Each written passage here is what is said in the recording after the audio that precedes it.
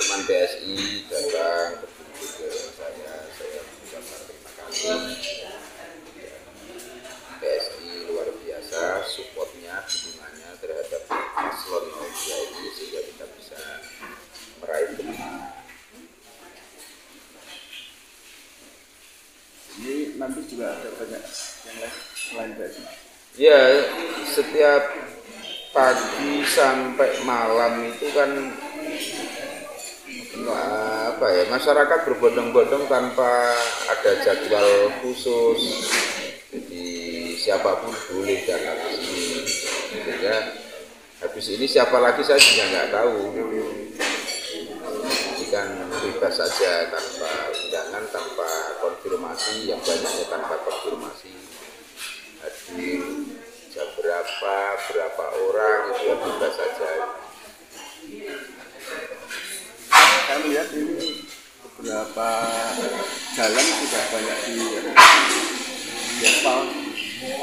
Ya, ini kan memang upaya percepatan perbaikan jalan itu tidak hanya jalan tingkat kabupaten tapi sampai jalan desa. Mudah-mudahan ke depan ini kita bisa lebih mempercepat capaian pembangunan infrastruktur pedesaan khususnya. Langkah-langkahnya Pak nanti proses pertama apa Pak setelah ya kita akan terus menyempurnakan program-program yang sudah berjalan dan akan menambah program-program baru, visi baru untuk mewujudkan Bantul yang kuat, yang unggul, yang masyarakatnya itu memiliki produktivitas tinggi, sehingga daerah kita ini daerah yang berdaya saing. Maka terutama di sektor ekonomi harus kita mulai dari ketersediaan infrastruktur yang memadai.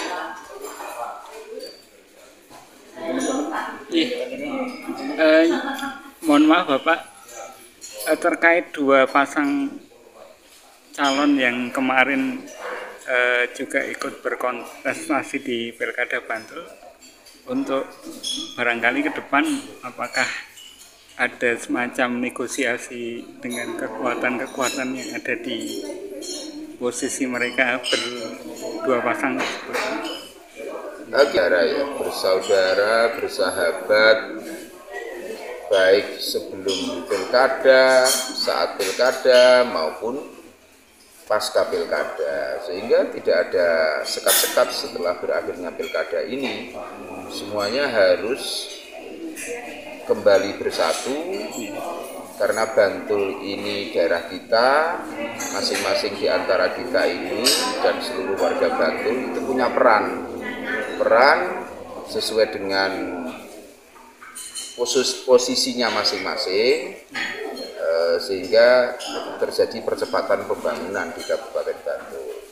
Jadi partisipasi publik dari manapun itu diharapkan, karena Bantul ini milik kita semuanya, bukan milik bupatinya. Sehingga ya siapapun, jangankan paslon gitu, yang warga yang tidak menjadi calon pun juga kita harapkan untuk dapat memberikan kontribusi terhadap kemajuan daerah. Satu lagi Bapak, mohon maaf, terkait bagaimana dengan memposisikan warga Bantul ini semakin protagonis, jadi mereka berada di posisi yang memang di depan. Kemudian ini kebetulan kami juga dari media ini kan kebetulan kami di seni budaya, dan ini juga terkait masalah literasi itu terus pundi nopo. Jadi memposisikan warga itu bukan objek pembangunan tetapi sekaligus subjek. Kita semuanya ini bisa menjadi subjek-subjek pembangunan, artinya yang turut